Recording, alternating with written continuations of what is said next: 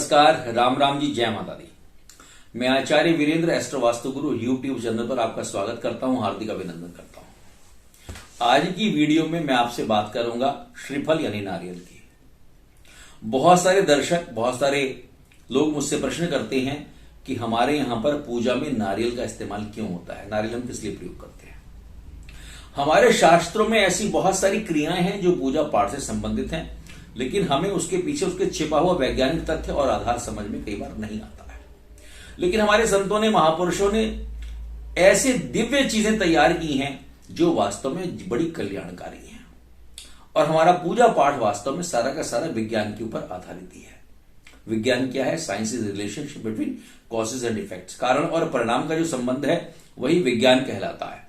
और हमारे जीवन का धर्म, दर्शन, साहित्य, ये सारा का सारा विज्ञान के ऊपर टिका हुआ है। हर चीज के पीछे रीजनिंग दी गई है, हर चीज के पीछे कारण बताया गया है।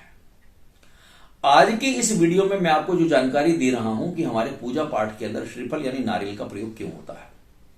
वीडियो को अंत तक जरूर देखिएगा और हमारा चैनल अगर आपने अभी तक सब्सक्राइब नहीं किया है तो सब्सक्राइब जरूर कीजिएगा।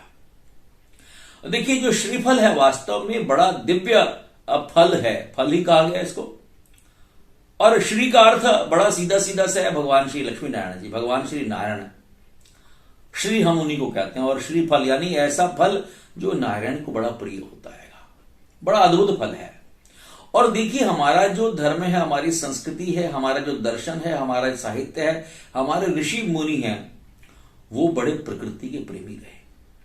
ऐसे वृक्ष जो औषधि वृक्ष हैं, ऐसे वृक्ष जिनका हर अंग, वृक्ष का हर पदार्थ जो वास्तव में दुनिया के लिए बड़ा कल्याणकारी है, जिसका सेवन करने से समाज जो है वो स्वस्थ रहता है, इस बात का उन्होंने बड़ा ध्यान रखा है। और उनमें एक पदार्थ, एक फल जो है वो नारियल है, जिसको हम श्रीफल भी कहते हैं।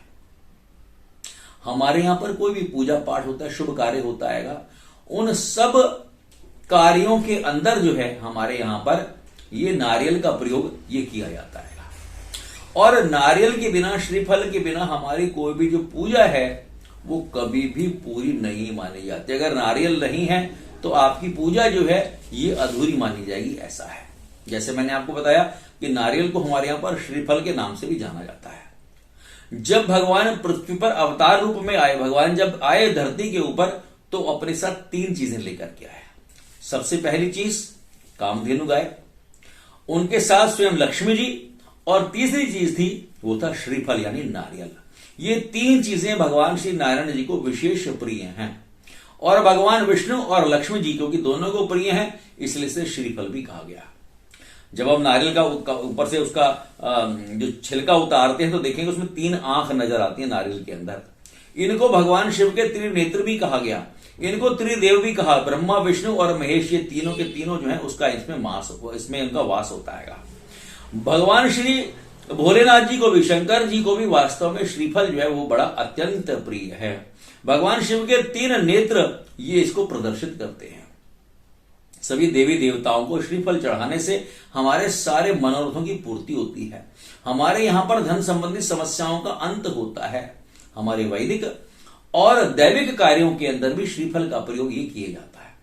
और जन्म संस्कार से लेकर के हमारे 16 संस्कार हैं, जन्म से लेकर के और अंतिम संस्कार में देखा होगा, जब कभी नामकरण संस्कार होता है हमारे यहां पर, विवाह संस्कार है, यज्ञोपवीत संस्कार है, गृह प्रवेश है, बाकी सारी चीजें हैं, जितने भी हमारे संस्कार होते हैं उन सब में श्रीफल का प्रयोग, नारियल का प्रयोग किया जाता है। और अंतिम संस्कार के समय भी आप देखेंगे कि जो उसके परिवार के लोग होते हैं वो श्रीफल हाथ में लेकर के ही अंतिम जो उनकी औपचारिकता होती है उसको हम पूर्ण कर देते हैं।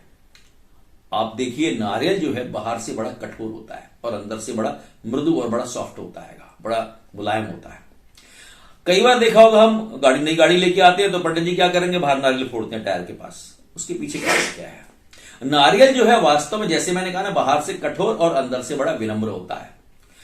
फोड़ना यानी अपनी कठोरता को फोड़ना, अपने अवगुणों को दूर करना, अपने अवगुणों को फोड़ना, और अंदर का जो हमारा सुंदर व्यक्तित्व है, जो हमारे अंदर जो मिठास है, वह समाज के अंदर बांटना। कठोरता वास्तव में अपने अहंकार को तोड़ना, इसीलिए नारियल को फोड़ा जाता है। और अपने आप को, स्वयं को प्रभु के चरणों में समर्पित करना, यही नारियल वास्तव में हमें सिखा देता है।